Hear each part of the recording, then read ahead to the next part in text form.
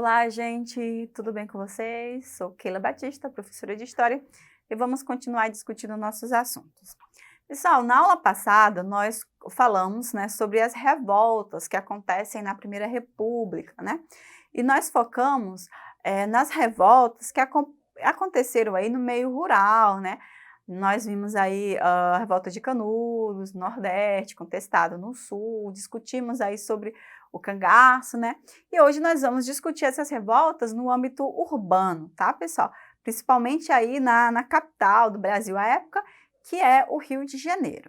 Então, essas revoltas, como eu disse para vocês, elas agora, mostram que a população, não era só a população rural, que estava pensando em mudanças, estava questionando, essas melhorias aí que a República não trouxe para todo mundo, Pessoal, então, a nossa primeira revolta que nós temos é a revolta da vacina, que acontece em 1904.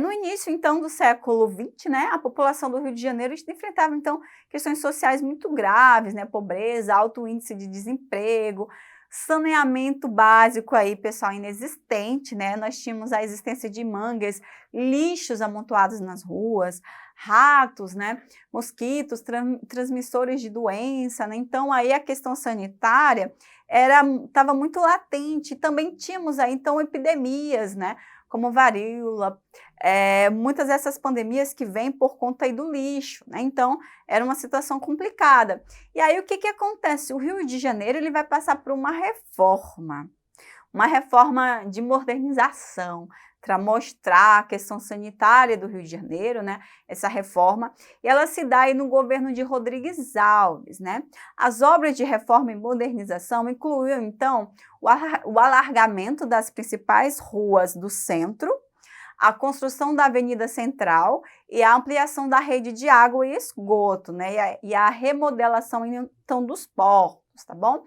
Então, a gente tem aí essa perspectiva de modernizar, de trazer os padrões europeus, para o Brasil, porque era o que representava, então, a modernidade. Aí a gente tem esse processo, Só que aí, nesse processo, nós temos a questão social das pessoas que são afetadas, A população pobre que vai morar em rua, que vai para a rua, mas também vai para os morros, o subúrbio. Então, essas pessoas que serão arrancadas dos cortiços velhos, Então, temos aí toda essa questão que vai também, repercutir aí na revolta, Junto com isso, dessa remoção dessa população, nós temos aí a campanha de vacinação, Aí,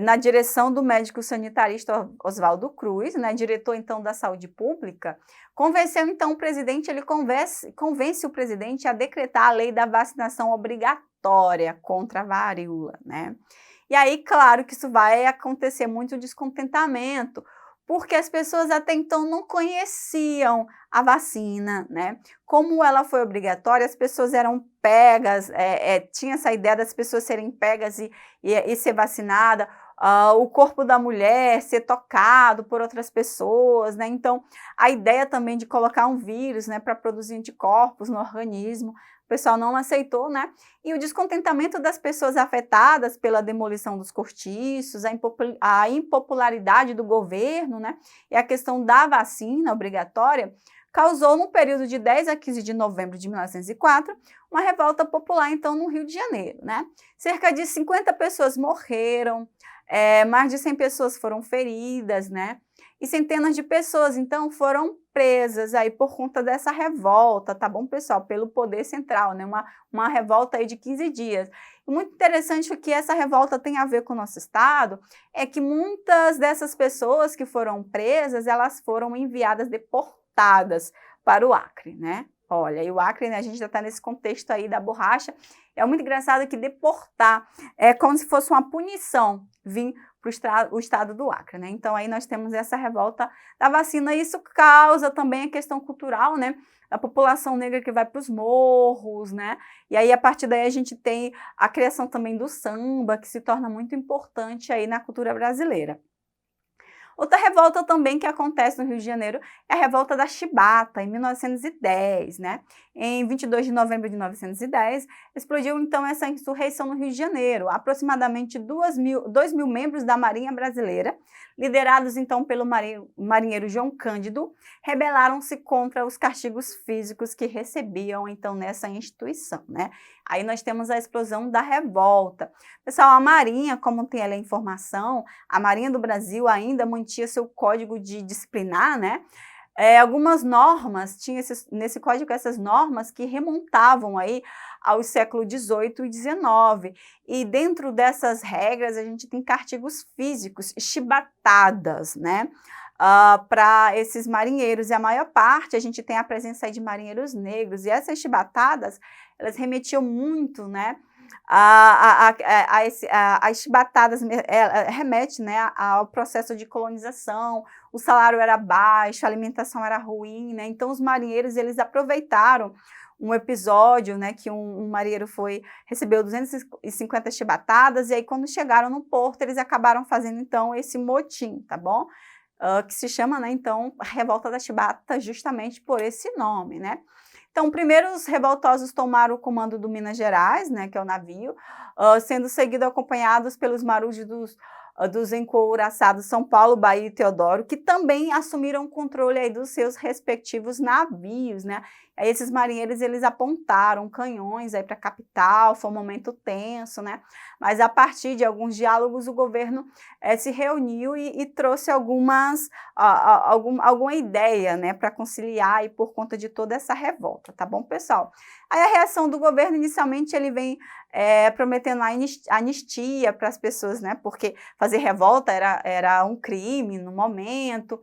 Ele vem dizendo, né, que é muito importante que aconteceu, que as chibatas, esse código disciplinar deixa de existir, então, e os marinheiros, eles acreditaram na palavra das autoridades, né, entregaram o navio, mas, no entanto, o governo não cumpriu em tudo que havia prometido, né? Como eu disse, os castigos físicos foram abolidos, mas alguns líderes, então, eles foram presos, né, e vários marinheiros foram expulsos aí da marinha, né? Dezenas de revoltosos também foram mortos e centenas mandados novamente aonde? Para a Amazônia, né? E João Cândido foi preso, né, que foi o comandante, em uma masmorra na Ilha de Cobras, no Rio de Janeiro, sendo julgado e absolvido em 1912. Então, ele passa aí para a história como um almirante negro, né? Inclusive, aí tem samba enredo que fala aí desse almirante João Cândido, ok, pessoal? Pessoal, aí nós temos agora o tenentismo, né, 1922 a 1926. Esse movimento agora, ele faz parte os tenentes, né? O tenentismo pretendia conquistar o poder pela luta armada e promover reformas, então, nessa primeira república, né? Agora é um caráter militar que se tem essa reforma, né?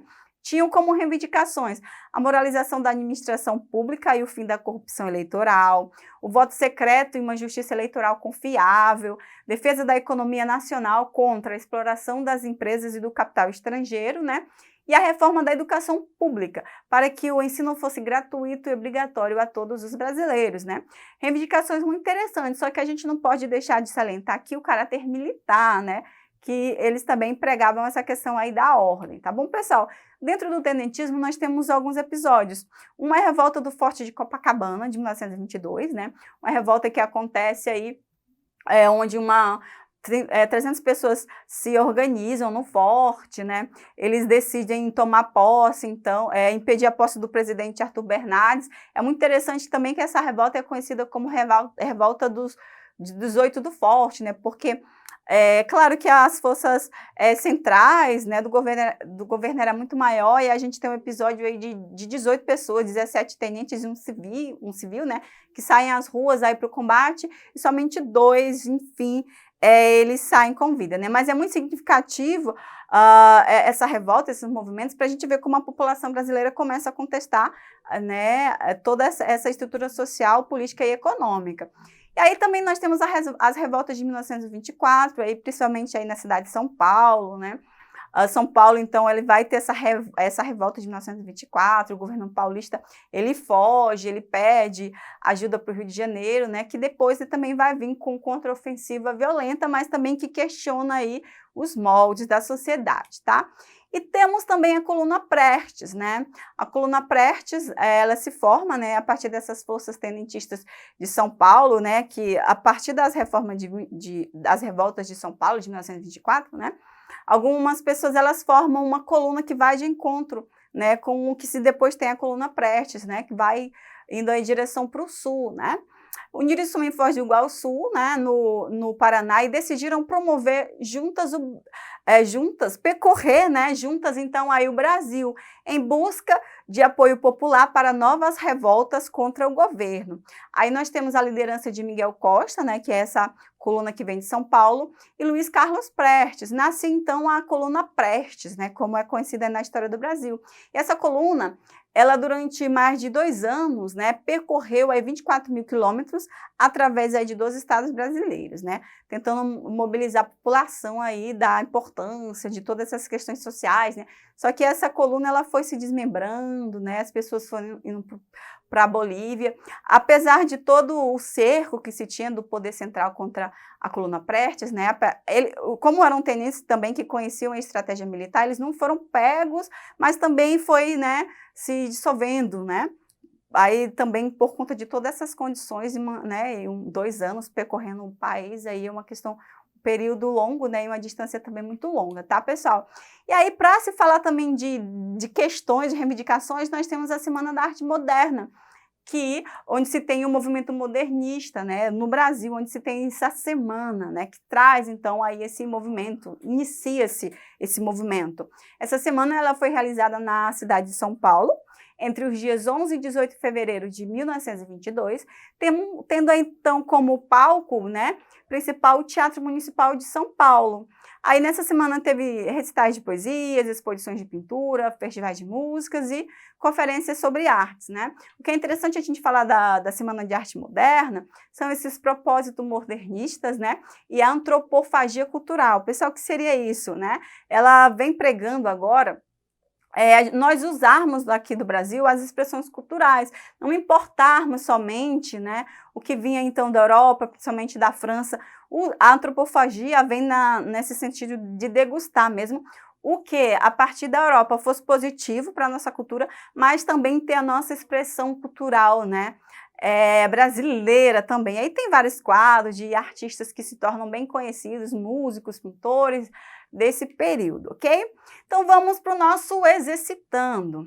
A revolta da vacina e a revolta da chibata podem ser consideradas resíduos absolutistas que resistiram aos governos militares do início da República, exemplos de revoltas populares dirigidas por líderes operários e socialistas, formas de resistência camponesa no momento em que a atenção do poder público no Brasil se voltava prioritariamente às cidades e demonstrações do baixo grau de politização das Forças Armadas brasileiras na Primeira República e resultados da precariedade dos espaços institucionais de manifestação e expressão popular durante a Primeira República.